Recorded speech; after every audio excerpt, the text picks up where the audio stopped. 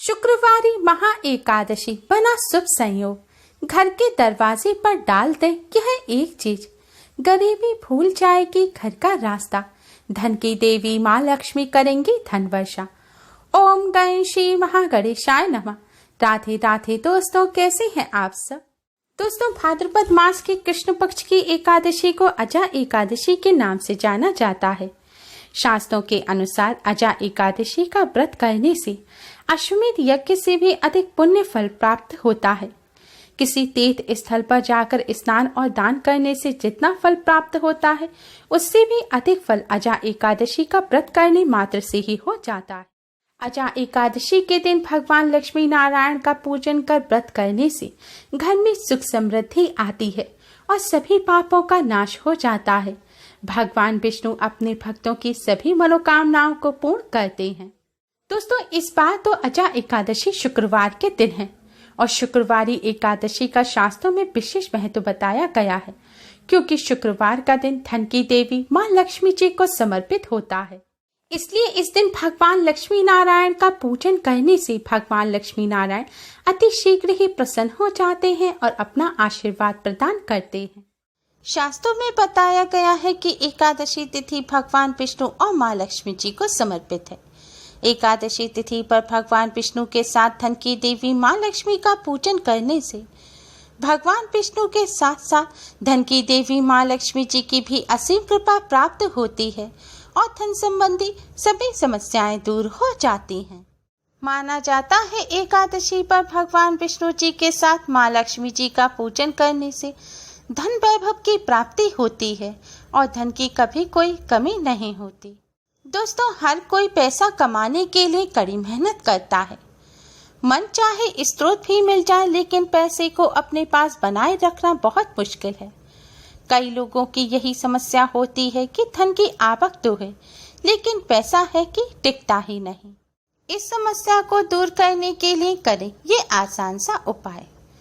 दोस्तों, शास्त्रों में बताया गया है कि धन की देवी माँ लक्ष्मी जिन पर प्रसन्न होती हैं, जिनके घर में वास करती हैं, उन्हें कभी भी धन संपत्ति की कोई कमी नहीं होती। उनके घर में सदैव सुख समृद्धि बनी रहती है। दोस्तों, आज की इस वीडियो में हम आपको शास्त्रों में बताया गया भगवान विष्णु माँ लक्ष्मी जी को प्रसन्न करने का एक बहुत ही आसान और असरकारक उपाय बताने जा रहे हैं। इस उपाय को करने से भगवान विष्णु और धन की देवी माँ लक्ष्मी प्रसन्न होते हैं और अपने भक्तों के घरों में सदैव वास करती हैं। इस उपाय को करने से धन की देवी माँ लक्ष्मी जी की कृपा से धन संबंधी सभी समस्याएं दूर हो जाती हैं। धन प्राप्ति के नए मार्ग खुलते हैं। पैसा घर में टिकने लगता है और धन की हानि नहीं होती। तो आइए दोस्तों, जानते हैं क्या है यह उपाय। दोस्तों, उपाय को सही प्रकार से करने के लिए आप हमारी इस वीडियो को एंड तक जरूर देखें और अगर आपने हमारे चैनल को अभी तक सब्सक्राइब नहीं किया है तो जल्दी से हमारे चैनल को सब्सक्राइब कर लें, जिससे हमारी सभी नई वीडियोस की नोटिफिकेशन आपको सबसे पहले फ्री में मिल पाए। दोस्तों, यह उपाय आप एकादशी के दिन किसी भी समय कर सकते हैं, क्योंकि एकादशी का पूरा दिन और रात बहुत ही शुभ माना जाता है। उपाय करने के लिए स्नान करके स्वच्छ वस्त्र धारण करें। हो सके तो आज के दिन पीले रंग के वस्त्र पहनें। आज के दिन पीले रंग के वस्त्र पहनना बहुत ही शुभ माना जाता है। अब आप एक पात्र में शुद्ध जल लें। जल में थोड़ा सा गंगा जल मिला लें। गंगा जल ना हो तो किसी तीर्थ का जल मिला लें, या फिर आपके घर अगर लड्डू गोपाल है तो उनका स्नान किया हुआ जो जल है, आप उस जल को इस जल में मिला लें। अब अपने मंदिर के सामने आसन बिछाकर बैठ जाएं। इस जल के पात्र को आप मंदिर में रख दें। अब भगवान जी के सामने एक शुद्ध घी का दिया जलाएं और एक सुगंधित धूपबत्ती जलाएं। ध्यान रखें, दिए को सीधे जमीन पर ना रखें। दिए के नीचे कोई प्लेट कटोरी रख दें या फिर कोई कपड़ा बिछा दें। अब सबसे पहले भगवान श्री गणेश जी को प्रणाम करें, फिर भगवान विष्णु माँ लक्ष्मी जी को प्रणाम करें। इसके बाद दो अलग अलग पात्रों में आप फल और मिष्ठान रखें भगवान जी को भोग लगाने के लिए। फल मिष्ठान ना हो तो आप शक्कर या मिश्री भी रख सकते हैं, लेकिन ध्यान रखें आपको दो अलग अलग प्लेट ही लेनी है। एक प्लेट अब भगवान श्री गणेश जी के आगे रखें और भगवान श्री गणेश जी को भोग लगाएं। और दूसरी प्लेट जो भगवान विष्णु माता लक्ष्मी जी के लिए है, उस प्लेट में आप तुलसी दल अवश्य ही रखें। शास्त्रों के अनुसार तुलसी दल के बिना भगवान विष्णु जी भोग को स्वीकार नहीं करते। लेकिन ध्यान रखें, एकादशी तिथि के दिन तुलसी दल या किसी भी पेड़ के पत्ते नहीं तोड़े जाते। तो इसलिए भगवान जी को भोग लगाने के लिए या तो पहले ही तुलसी दल तोड़ के रख लें, या पहले नहीं रख पाए हैं तो भगवान जी को आपने पहले जो तुलसी दल का भोग लगाया होगा, उस तुलसी दल को ही आप धोकर वापस से आप उसका भोग लगा सकते हैं। अगर वो भी ना हो तो तुलसी जी के पास अपने आप से जो टूटकर गिरे हुए पत्ते हैं, आप उनको भी धोकर भगवान श्री हरि विष्णु का भोग लगा सकते हैं। भोग लगाने के पश्चात आप थोड़ी सी हल्दी लें, हल्दी में शुद्ध जल मिलाएं। अब इस हल्दी से सबसे पहले आप भगवान श्री गणेश जी के तिलक करें, फिर भगवान विष्णु और माँ लक्ष्मी जी के तिलक करें। तिलक करने के पश्चात आप इस हल्दी में से थोड़ी सी हल्दी लेकर जल के पात्र में डाल दें।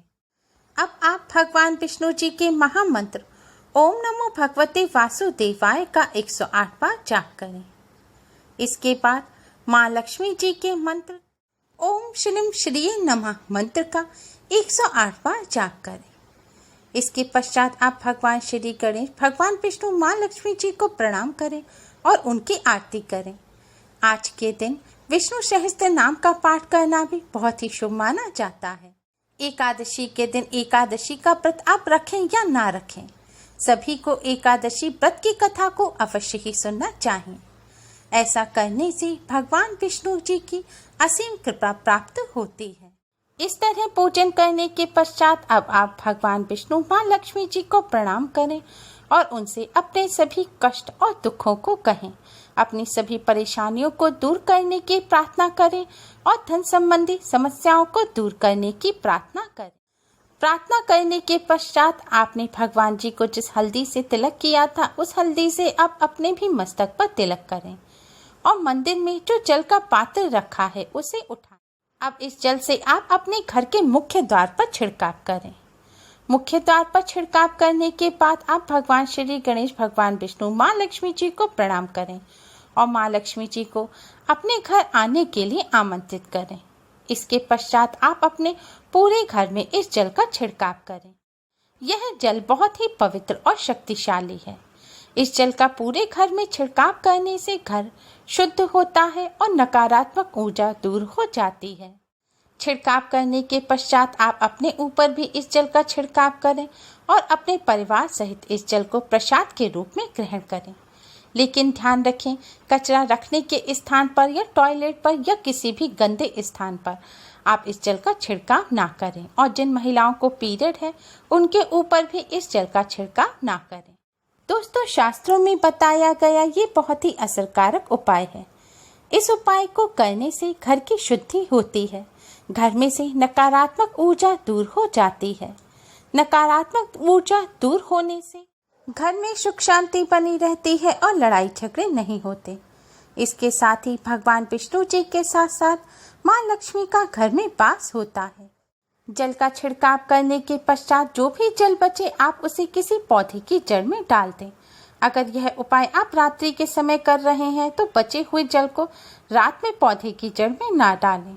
इस जल को रख दें और दूसरे दिन सुबह उठकर आप किसी पौधे की जड़ में डाल दें।